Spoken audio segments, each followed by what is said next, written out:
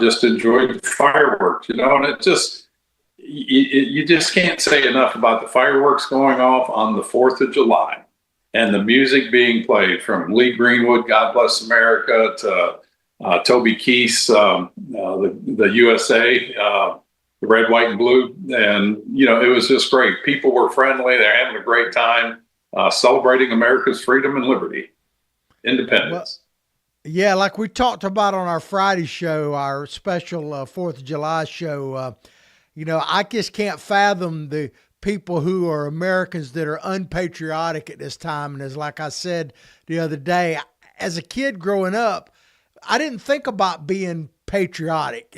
We just were. And there were some protests, not too many, but there are people I kept seeing on Facebook when I got home, all these posts about how can you celebrate 4th of July when this, that, and the other is happening. And I don't see how you cannot celebrate it, but that's just me. Well, and I feel bad for people that feel that way because they're just not grabbing the essence of what America means. It's not a perfect nation. Enjoy what you can out of it. It's like going to a buffet. We've all been to buffets where there's a ton of food out there. If you go buy something you don't like, you don't spit and cuss at it. You just don't take it. Go to the next thing and, eat what you want. Enjoy the buffet. And that's what America, it's a buffet and you can enjoy it. Yeah, well, when I went on the boat this weekend, there were 3 people, and they've been on there many times. One of them lives in the area, and the other one lives way down. The other 2, a couple live in South Florida, and they're Cuban Americans, and they all fled from Castro when they were just children, when their parents fled. And we were talking about it a little bit about 4th of July, on the 4th of July. And they agreed with me that no one is lining up. You don't have to worry about a big influx of people to a communist country. No one is like scrambling trying to get into Cuba. And I don't know if you saw this or not, Tim, but I heard it. And we're going to move on to another story, but I want to bring this point up in case you didn't hear it. There were actually protests in Mexico City, Mexico, this weekend. And you know what they were protesting? Too many Americans moving to Mexico. And they said they were pushing the Mexican people out and they didn't appreciate the culture of Mexico. There were too many wealthy Americans moving to Mexico, and that was the protest. And I'm like, duh, it's just unbelievable. You can't make this stuff up. You really can. I tell you what, and the people that are going to Mexico, leaving America, are the people that aren't patriotic Americans. I mean, they think it's going to be better down there. Give me a break. You talk about the shakedown of the police and a police state run by the cartels. That's Mexico. And God bless you. Go down there and enjoy it. And it's funny because the Mexicans are protesting. I've not heard that. That's good, though. But I can understand it, especially the type of Americans. Especially the type of people leaving our country going down there. People that they don't play well with the rest of the people that enjoy a constitutional republic. Well, there are some certainly like that, like we were talking about, people moving like Rosie O'Donnell and stuff like that. We were talking right before the show. But there are quite a few what they call, I guess, expats is one of the terms for it, moving to Mexico, because if they're millionaires here, I actually know a couple that have moved down to a part of Mexico because they're like millionaires here, but they can be billionaires there, basically. Right. So they're retiring and going down there. So there are a variety of reasons, but it's just interesting to me that you have Mexican citizens complaining about too many Americans coming to Mexico. They're not leaving. The ones I'm talking about aren't leaving because of Trump or anything. They're just celebrating in their own way. But let's move on to some very sad news and some uplifting at the same time. Anytime you have tragedy, you have both heroes and, I guess villains in this case. But the Texas floods over the weekend, I mean, wow. I didn't know anything about it till I literally came to shore. And the thing is that I'm not surprised is they're already blaming Donald Trump for the floods in Texas. Let me just read this little piece this is from CNN, Ted. Several technical forecasts followed Thursday afternoon because they're saying that because Trump cut FEMA, which he didn't, all these things that this is the reason why. But several technical forecasts followed Thursday afternoon and evening with increasingly heightened language about the magnitude of the potential flooding. Check this out. At 6:30 p.m., river forecasters were calling for locally intense rain rates that would quickly overwhelm the ground's ability to absorb water. So there were warnings going out, but no one could really prepare. Even the forecasters couldn't see that you were going to have a 25-foot surge in 45 minutes. Let's just get reality. It was beyond comprehension, really. But what are your thoughts about what happened? The fact that they're already trying to blame Trump. What are your general thoughts about all that? Well, number one, like you, it's a tragic thing, and you hate to see that happen to anybody. I mean, we see it every year. There's rivers around the nation that flood. We saw what happened with the hurricane in North Carolina. Tragic. All right, but to put the blame on President Trump, I mean, give me a break. I mean, these people are going to do this wherever they go. And it's like Trump said in that State of the Union, where he said, no matter what I do, they're not going to stand, they're not going to applaud, and everything that goes bad is going to be my fault. And this is what they're doing. This is the typical thing they do over and over again. And one of the most disgusting thing I heard was Rosie O'Donnell. How she gets any FaceTime anywhere amazes me. God bless Ireland for taking her. But she said this was Trump's fault. This is on his hands.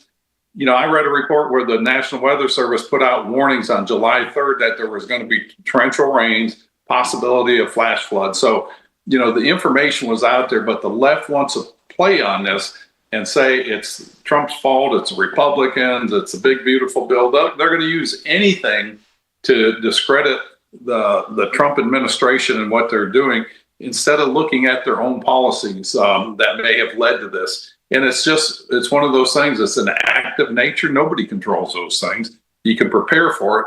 And we just hope these people come out of this well and quickly. And, we can be better prepared next time. I don't know. But to put blame on an individual is just erroneous. And it's sad that they do that. Well, interestingly enough, I was listening to some news coming in, and they were interviewing this one fella that was in the flood and, got swept away, and luckily he survived. But they were asking him about the notifications, and he said, well, we got notifications, but you hear about flash flooding in this area all the time. And so he just kind of ignored it. And you're also getting reports that there were alerts that went out, but a lot of people are on these cell phones and they have that turned off. And I saw the Secretary of Agriculture Commissioner for Texas, I should say, that basically said that we put out a bunch of notifications, but we don't know how to get past. We have to study the technology because people have turned off their notifications. But the reality is that 4 months, and this is from CNN now, 4 months worth of rain fell in just hours as water-laden thunderstorms stalled in place, giving rise to a wall of water. But here's something, Ted, and we've talked about this, but part of the problem is building in areas that we likely shouldn't have. You got these people, a lot of people down there with RVs and campsites, and they're trying to get right on the water's edge. Right on the water. We've talked about this many times, being both Floridians here, that when I was growing up, for instance, there were no houses on the beach. No one built there. Like where I go fishing and all was just very few people, mostly a little fishing village. In the 60s and 70s, there was nothing there in the Clearwater area and Treasure Island and all that. Now it is wall to wall condos and houses built right on the water's edge. And you're going to have problems when that happens. And we don't really seem to address that. No, it is. And it happens every year. When I was in Congress, we dealt with the storms, whether they're in California, Texas, the Missouri River, Florida with the hurricanes, obviously.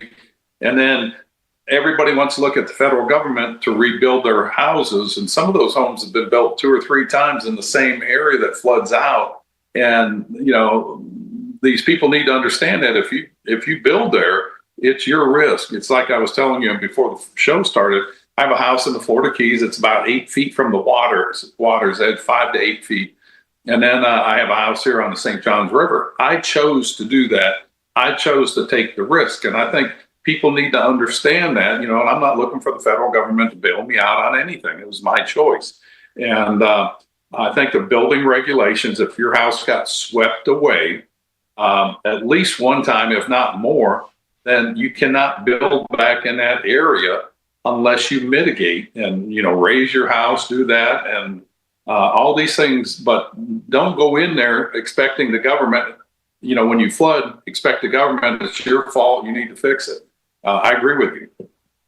Yeah, and the thing is, you keep hearing them throw up these insurance statistics. That I was watching a little bit of Morning Joe this morning. I watch shows so you don't have to. It's part of my public service. Thank you. But he was talking about a Republican, an unnamed Republican that is head of some insurance company. This was a Joe Scarborough. And he was saying how he asked him if climate change was real. He said, of course it's real. Look at our, rate of pay and paying out. But the problem is that, back to what I said a few minutes ago, we're building in areas where we didn't normally build. And so when it wipes out a place like Treasure Island, where I go fishing, and I love the place, it's going to be billions of dollars. You look at, for instance, I was talking about New Orleans just before we came on here. New Orleans, Katrina, if you go back and look at Katrina, because they're blaming everything on climate change and all. When Katrina happened, the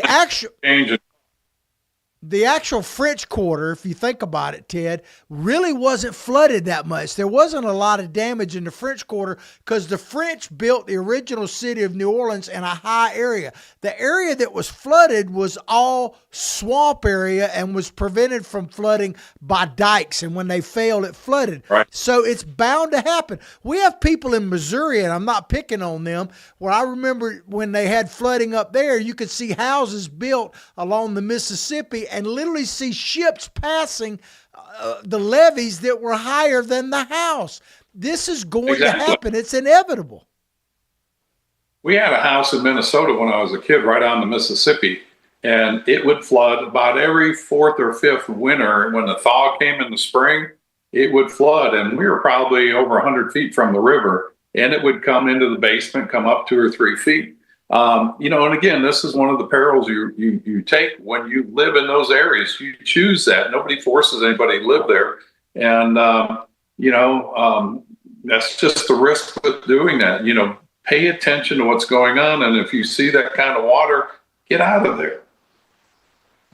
And the thing is, like I say, blaming Donald Trump, and you talked about Rosie O'Donnell. The main reason she gets FaceTime is because she's anti-Trump. Everybody who's anti-Trump gets more media coverage than anybody else, including, you think about it, the handful of Republicans. We'll talk about the big, beautiful bill here in just a minute, but the handful of Republicans that voted against it, they're getting all the attention now. I mean, I don't know if you saw this, but Elon Musk is saying he's going to form a third party, and that Massey fella from Kentucky is one of the people he's going to try to back and everything else. I mean, it just is ridiculous what people are doing, and Trump derangement syndrome is real. But I guess I just want to say, prayers and support going out to the victims out there. I still believe, contrary to others, that prayer is powerful and works. But I also believe in supporting myself. I've done all I can do at the moment, and I gave money to my favorite charity. And I'm not trying to endorse them over anybody else. It's just one I've researched. Is like Samaritan's Purse. So I would encourage people, if you want to help the people out there, research. Give to organizations that are directly on the ground out there and helping people. But my prayers go out to people. And what are your closing Well, John, thoughts? this is something. Go ahead, Ted. I'm sorry.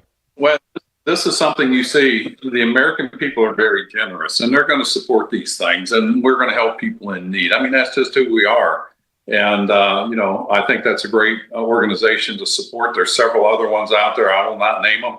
But, help these organizations go out there that are boots on the ground, that are really helping these people in these times of need. We see it over and over again, and you see a lot of the stars will come out, especially the country stars that helped in North Carolina, and they had fundraisers for the people there. And this is where Americans come together, and this is the best of Americans. Unfortunately, it happens over a crisis, and we need to go beyond this and come together during all times in this country, especially with everything going on in the world. Yeah, one more quick example, because we're going to go to commercial break in just a second. But, this whole thing about climate change and everything, and climate change is happening. It's been happening for the last it's been happening since the beginning of time.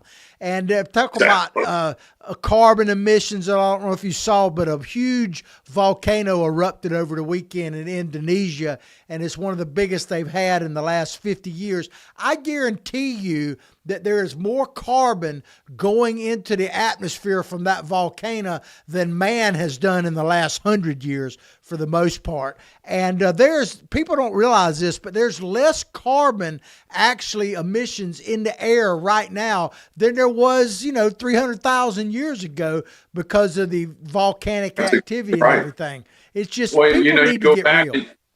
You look at some of those samples, the ice cores of the soil samples, there were 7,000 parts of CO2 in the atmosphere versus what we have today. I think we're around 400 parts per million, or whatever, however they measure that, their units. And so, yeah, it's something that fluctuates, going to fluctuate whether man's here or not. And the thing we have to do is adapt.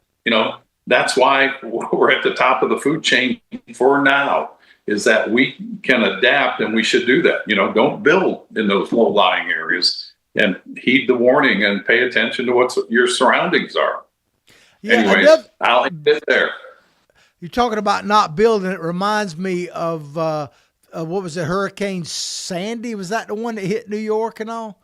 Yeah. I think it was. What got me about that is when they talked about, this is unprecedented, to hit here. Well, it was a Cat 1. It was large in scale, but it wasn't that strong. And it hit in an area that has had hurricanes in the past at a time of year that's typical for that area. And the areas that got flooded and tore up the worst were places that had not been settled in the past, like Staten Island and everything else. Right. There was nothing extraordinary. There was nothing extraordinary about Sandy.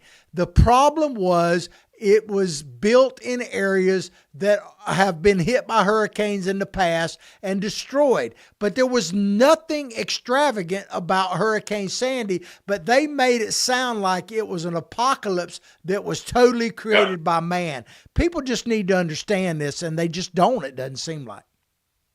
Same song, different singer. Absolutely. Well, as I say, prayers go out to everybody out there in Texas, and get over your Trump derangement syndrome and actually make a difference instead of trying to blame Donald Trump. Well, let's take a quick commercial break, and we're going to come back and talk about one of your favorite subjects, sir, Alexandria Ocasio-Cortez. But check out our sponsors. If you'd like to be a sponsor, look at the little tag that says Contact Freddie and contact him, and we'll be right back. Although the owner of Lewis Oil Company maintains she is 29, Lewis Oil turns 60 years old in June. Chevron would like to recognize the North Florida second-generation family-owned business, celebrating its growth and staying power. Lewis Oil Company maintains significant on-hand supplies, strategically located fuel depots, a delivery fleet, on-site service, fuel card locks, and convenience stores. Lewis Oil Company understands its responsibility in the local economy by providing service and delivery on demand and in crisis. As a first responder for 18 Florida counties and the Southeast from Texas to Virginia, we are proud of this rare accomplishment. Lewis Oil delivers. This is Ward Scott, and I want to thank all our sponsors who keep the show going and pay the bills. The Ward Scott Files premium sponsors are Crime Prevention Security Systems, large enough to serve you, small enough to care. Meldon Law, the only official injury partner of the Florida Gators. The Ward Scott Files Gold sponsors are Lewis Oil Company, Shoot GTR, on-the-spot dry cleaners, R&R construction, and style cuts. If you are interested in promoting your business on the show, you can visit our website, www.wardscottfiles.com, and click on the Advertise Here banner on the right side of the page, or call my friend Freddie at 352-284-3733. Again, thank you to all the great businesses that support the Ward Scott Files. And remember, if you like the show, thank our sponsors and support the businesses that support us. What you just said is one of the most insanely idiotic things I have ever heard. Everyone in this room is now dumber for having listened to it. May God have mercy on your soul. Or that very much surprises me that you've never been tased. You can't handle the truth. All bees poop. A warthog. He's going to come up the steps. Here he comes. Oh my goodness, and he's huge. Hello, boy. I wonder if we can pet him. Hi, boy. Can we touch him? No, don't. Help me! Help! Help!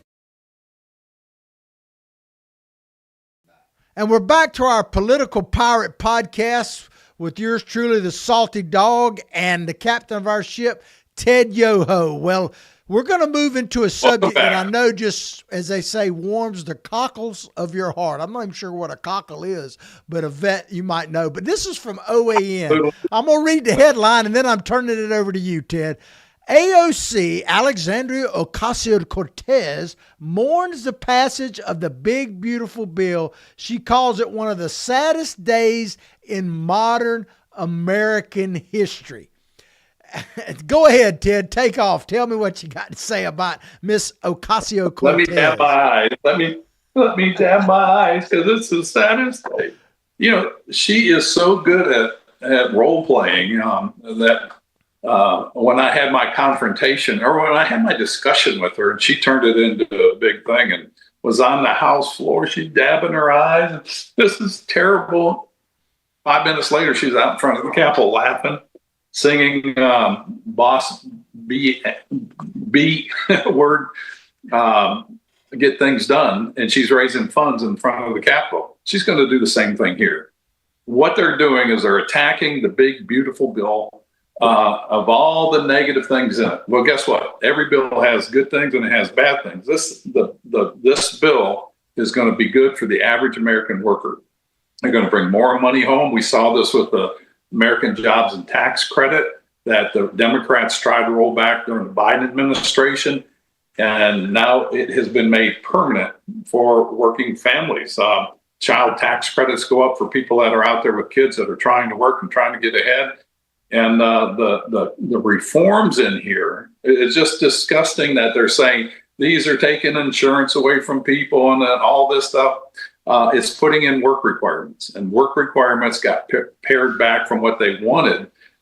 So it's a compromise. And again, these things all come to these kind of big, beautiful bills because Congress doesn't get their work done like they should on the appropriations early. So Miss Ocasio-Cortez, just run a little harder, work a little harder, and maybe you'll get the majority, but I don't believe so, because your policies and the Mandanis in New York, they're just anti-American policies. So, if you don't like it, go to Mexico, Venezuela. I'm sure they'd love to have you. One of my daughters lives down in the Palm Beach area and works for a major department store down there, cosmetics. She's like one of the top salespeople down there. But whenever something political happens, she calls me to find out the straight scoop on it. And she wanted to know about the big, beautiful bill. How was it going to be a bad thing? Because a lot of people, down there poo-poo it or whatever. And I told her, I said, well, let me put it to you like this. I said, so there's going to be no tax on tips. So people, I said, do you sell stuff to people who work in restaurants and hotels and stuff like that, get tips? He said, yeah. I said, well, they're going to have more money in their pocket. And I said, and there's going to be no tax on a certain percentage of overtime. No tax on overtime. I said, so people are going to be, and she works overtime herself. I said, so people are going to have more money in their pocket, and there's going to be a limit on what can be taxed in Social Security. There are going to be some at the upper end, but people on fixed incomes are going to have more money. So people that work in restaurants, more money. People that work overtime, more money, and retirees, more money in their pocket. How's that going to help you? She said, well, they're going to spend more here then, aren't they? And I said, yes. She says, well, I'm for it then. That's about as good as I can explain it to her. No, and you did just right. And that's what needs to be done.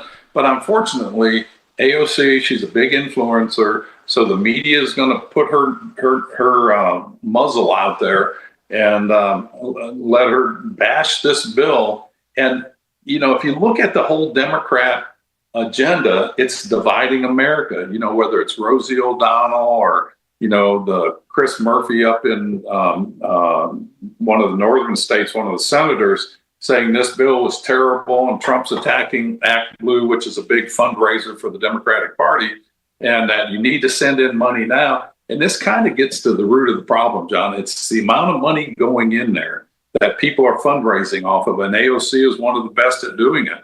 But yet her message is dividing America. And of course, they put it on. It always comes down to this is a tax break for the billionaires.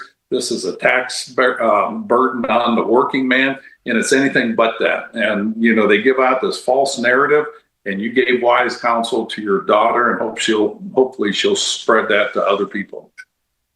Well, she said in her comments after it was passed, she said, this is one of the saddest days in modern American history. I'm like, okay, the saddest days in modern American history.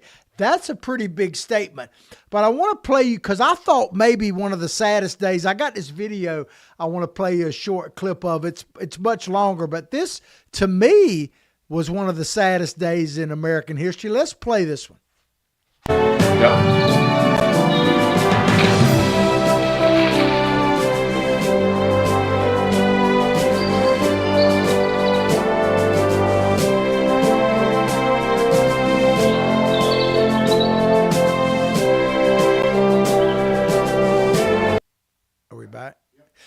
Well, Ted, I thought that was one of the saddest days when they were pushing grandma off the cliff. That was from a Democrat commercial back. And I just got one question for you. Was that you doing that, Ted?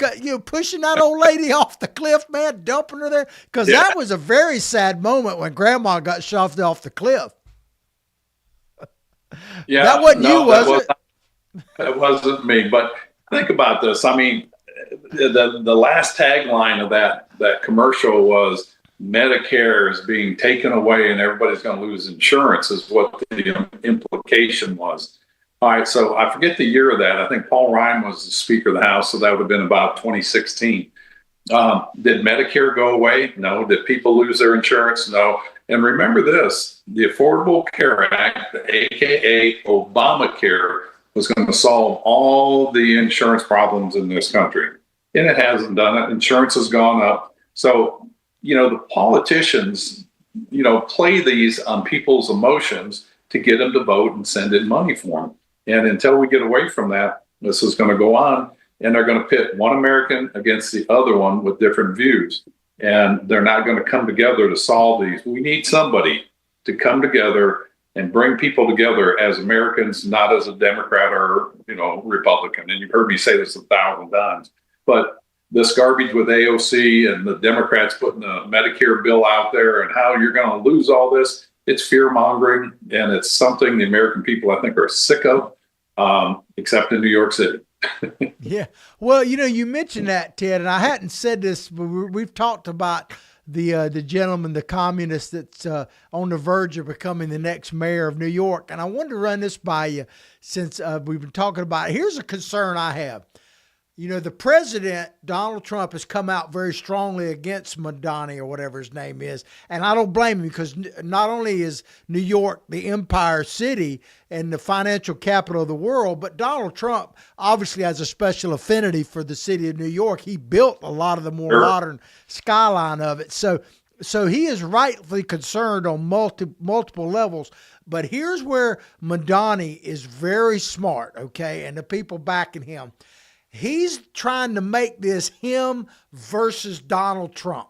If you watch what he's saying, he's not campaigning much against Adams or Swilla, the guy from the Angels, or even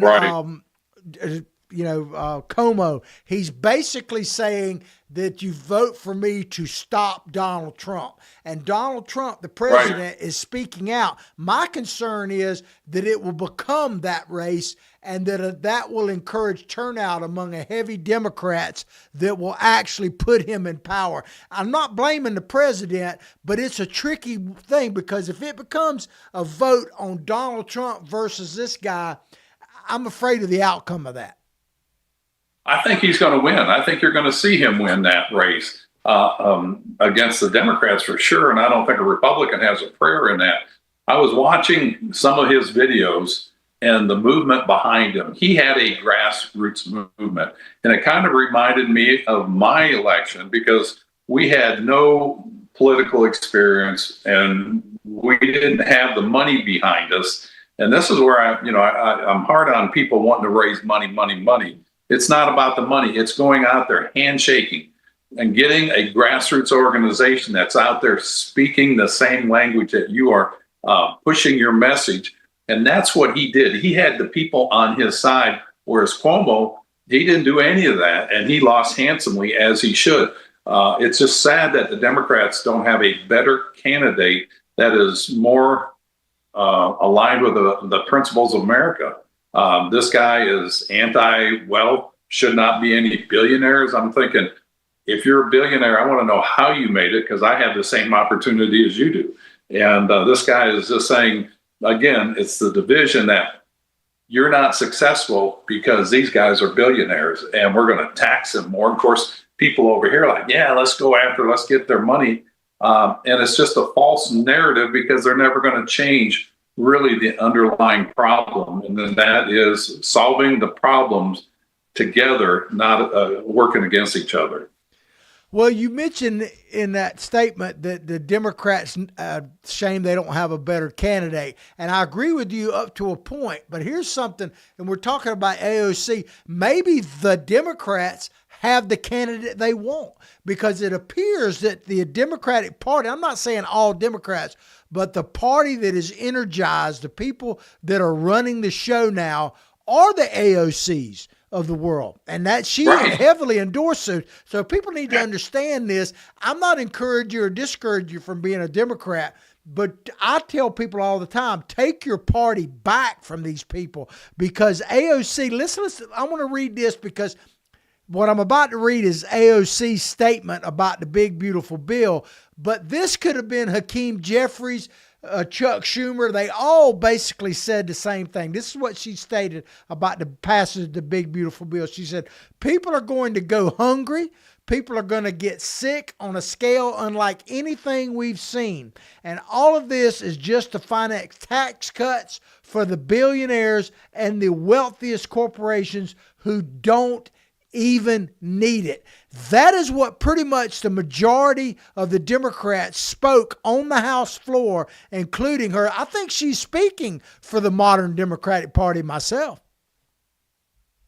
Well, I'm going to disagree with you. I think she's speaking for the progressive communist socialist parties.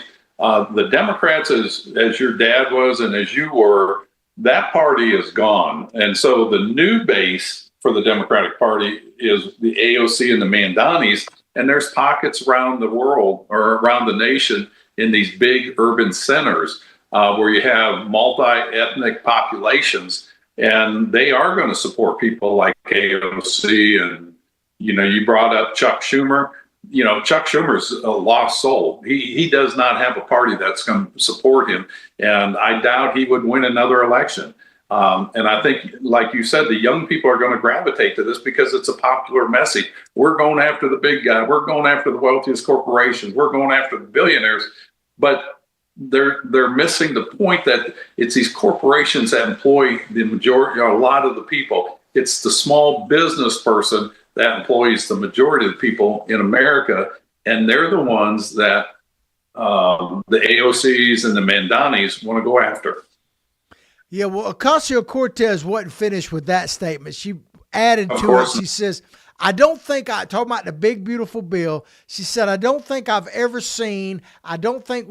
seen or prepared for how catastrophic, those are her words, this is set to be for a lot of people. Well, I guess the only positive thing is she didn't call Donald Trump Hitler. She didn't call him Hitler, but she elevated Donald Trump. And people say, what? I'm telling you, she didn't call him Hitler. She elevated Donald Trump. So I'm going to play Ocasio-Cortez in her own words discussing the passage of the big, beautiful bill from the House floor.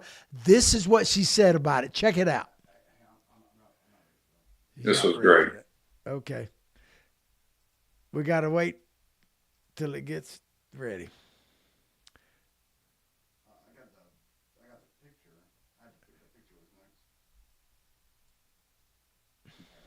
This bill is a deal with the devil. It explodes our national debt. It militarizes our entire economy, and it strips away healthcare and basic dignity of the American people. For what? To give Elon Musk a tax break and billionaires the greedy taking of our nation. We cannot stand for it, and we will not support it. You should be ashamed. And there you have it. She's elevated President Trump from being Hitler to being the devil himself, Ted. I mean, my God, what are they going to call it? Is there anything? I mean, he's gone from Hitler to now being the devil. I mean, where else does he have to go? And the theatrics, I don't know. I don't know what else he can do. You know, he's going to have to get exercise. Now, maybe she needs to get exercise. The way she delivered that, the acting, and then slams the notebook together, walks off and discusses. Give me a break. This bill is going to make America stronger. People are going to be better off if they come together and support this. They could get a lot more done in Congress. And she was talking about weaponizing the tax bill for weaponizing the United States and militarizing it. No. It puts money into ICE. Yes, it does that. It does money for the funding of the wall. It does all of those things. But yet, if the last administration would have had immigration under control, a lot of these programs wouldn't be in the forefront right now. And they are going to be there, and they need to be there. So God bless her. I hope she doesn't get too close to the devil. And this bill goes through and America comes together and we see the benefit of that. You're talking about a 3% estimated GDP that we're going to have, which is going to be huge. You look at the jobs that are going to be created, the taxes that are going to come out of that. It's going to make this country stronger. Well, she went on to express worry over the increase in funding for the U.S. Immigration and Customs Enforcement, ICE, which received around $74 billion following the legislation's passage. So she's bemoaning the fact that they're getting so much more money. But whose fault is that? Why is it the immigration such a problem? Who's to blame for that? Certainly not Donald Trump. Yeah. Well, no, it's not. But you think about this. They were applauding the $86 billion going into the IRS to go after American taxpayers. Remember what Biden wanted to do? Any transaction over $600 was going to have to be looked at by the Department of Treasury. Any American over $600 transaction was going to be investigated. That was the heavy hand of government. That's a communist government. That's your Marxist government that AOC wants to create, along with Mamdani and the others. Trump, the Republicans put in $74 billion for ICE so that they can get the debacle of the immigration over the last 4 years and the 8 years of Obama under control once and for all. And this is money well spent. It's not spent. It's invested in America's security and our future. So she needs to go find a crying room and get her a little teddy bear to hug, a Trumpy bear, I hear you. I hear you. Well, that's what she needs, to try like that. So Trump announced in front of a cheering crowd in Iowa on July 4th, kind of kicking off the 250th anniversary of our beautiful nation. And of course, he was speaking to a crowd, and I'm trying to figure out what they are now. They started out being a basket of deplorables. Then we found out that they were just garbage, pure garbage. And then they were Nazis. Now they're devil worshipers. I'm not sure what we are, Ted, if we're for Donald Trump. I don't know, a basket of devil worshipers, I guess. But this is what Donald Trump said in front of the satanic. Go ahead. You know how the saying goes, throw enough mud against the wall until something sticks. They're just throwing mud out there to see what will stick to move them forward for the next election, and they don't have anything. Yeah, so and what they're offering, people don't want. They don't want to call us a child of God because they tell us don't pray for anybody. They don't, that doesn't do anything. That's right.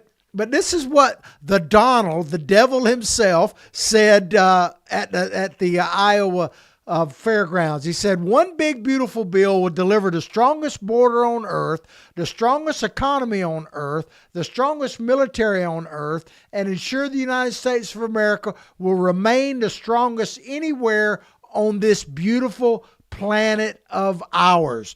Imagine that. And it does all the things that I told my daughter about, the tax cuts, all of that. But Ted, I want to play one more video here in this story here. So let's hear directly from the president himself about why he put people back to having to work for welfare. Check this. Let's hear straight from the president. Good afternoon. When I ran for president 4 years ago, I pledged to end welfare as we know it. I have worked very hard for 4 years to do just that. Today, the Congress will vote on legislation that gives us a chance to live up to that promise. To transform a broken system that traps too many people in a cycle of dependence to one that emphasizes work and independence. To give people on welfare a chance to draw a paycheck, not a welfare check. It gives us a better chance to give those on welfare what we want for all families in America, the opportunity to succeed at home and at work. For those reasons, I will sign it into law. The legislation is, however, far from perfect. There are parts of it that are wrong, and I will address those parts in a moment. But on balance, this bill is a real step forward for our country, our values, and for people who are on welfare. For 15 years, I have worked on this problem as governor and as a president. Well, I must have made a mistake there, Ted. I played the president talking about welfare to work, but it was the different president.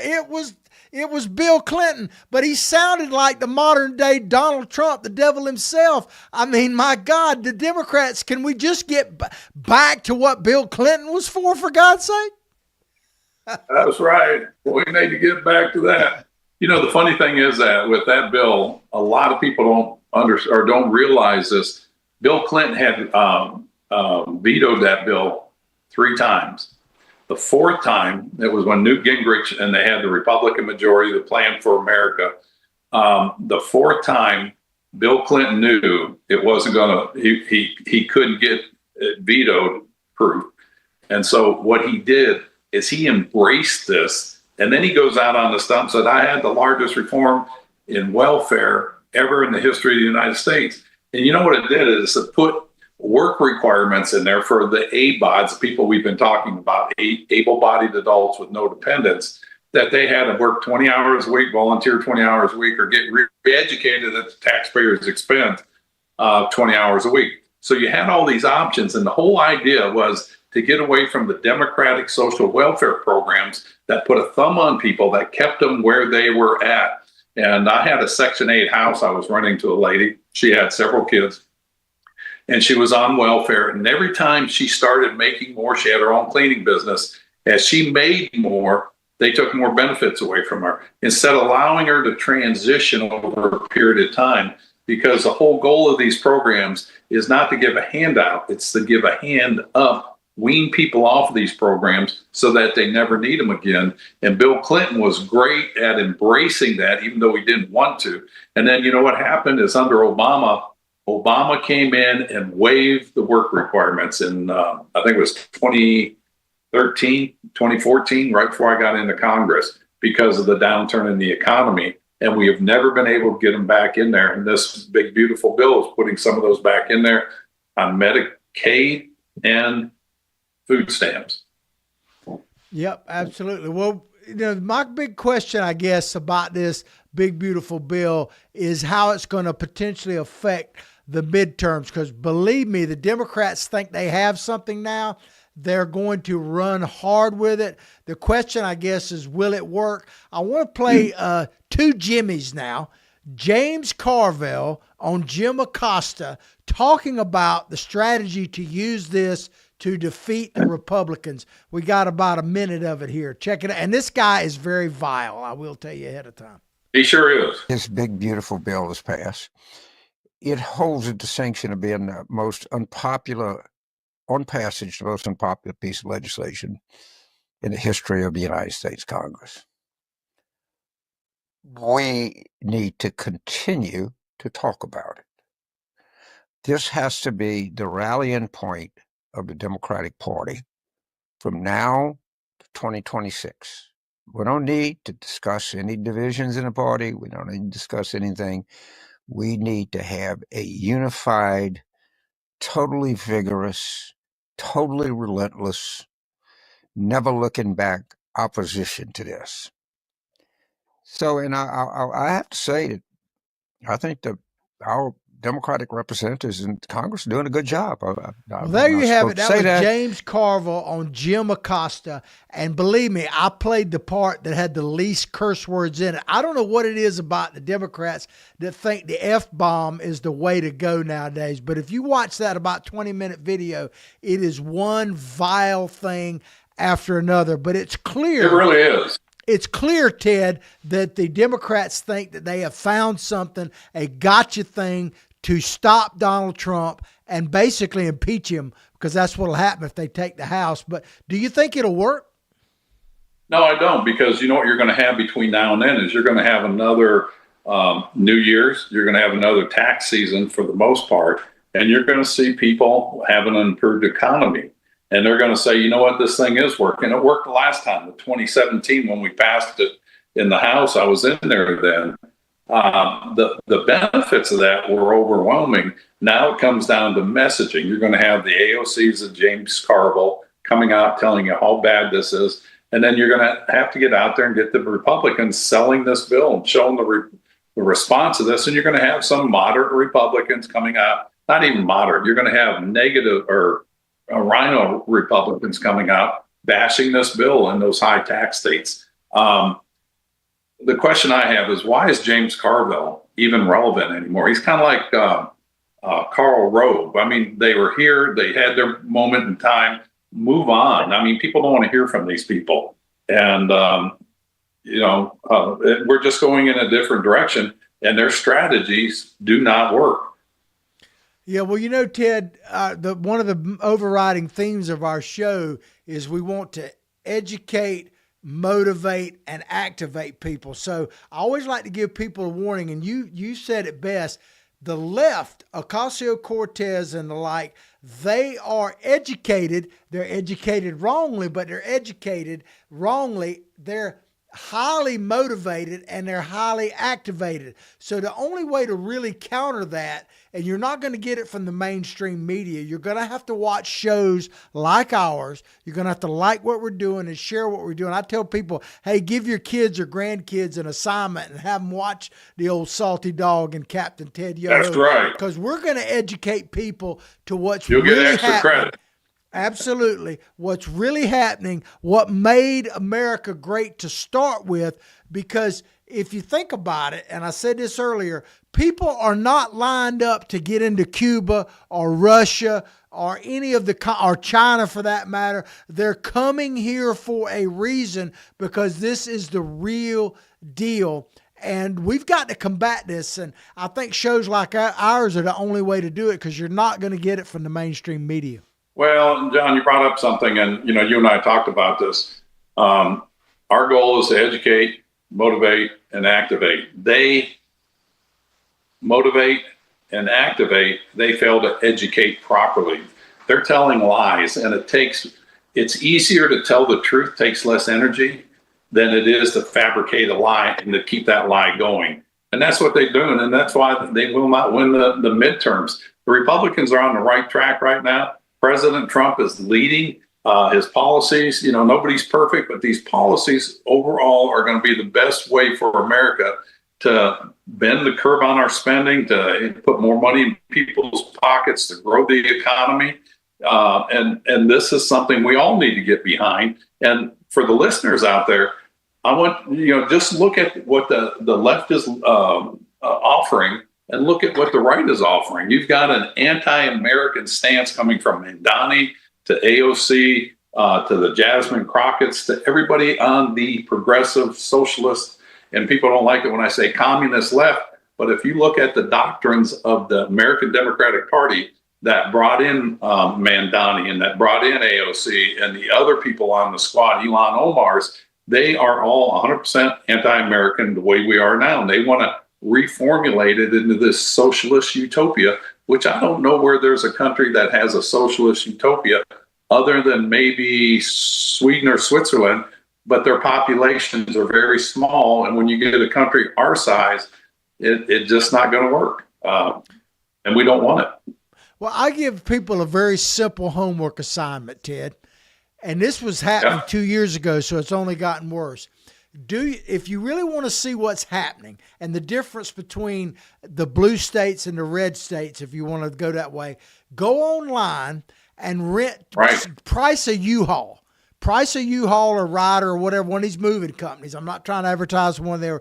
And see what it costs to get a U-Haul from Florida to California or Texas to California.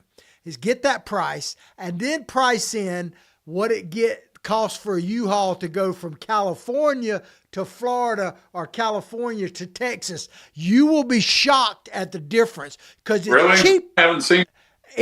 I'm telling you, try it. It's cheap. If you want to rent a U-Haul from Florida to California, no problem. You won't believe how cheap it is. But try to rent one from California to Florida, and it's 10 times higher because no one is moving to California.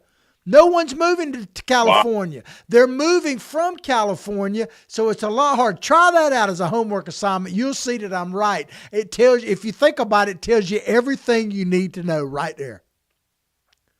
If that is, and I trust you to be honest and upfront, John, because I've not known you to do anything different. If that's true, that just speaks. That's just people on the ground deciding with their feet and their pocketbook where to move to and live. You can't buy advertisement like that.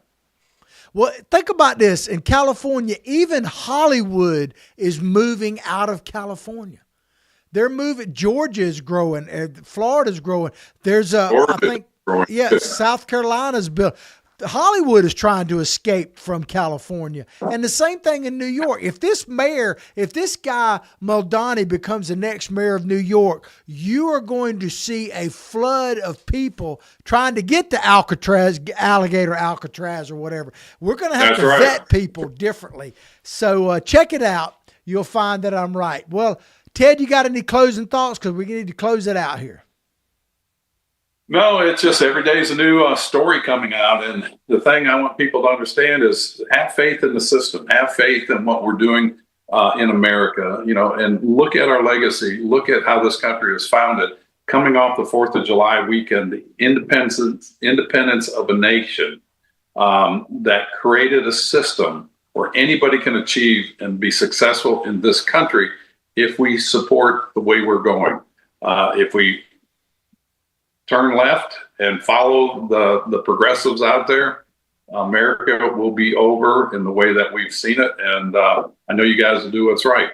And I think do your homework and check those rental prices out from Florida to California and California to Florida or Texas.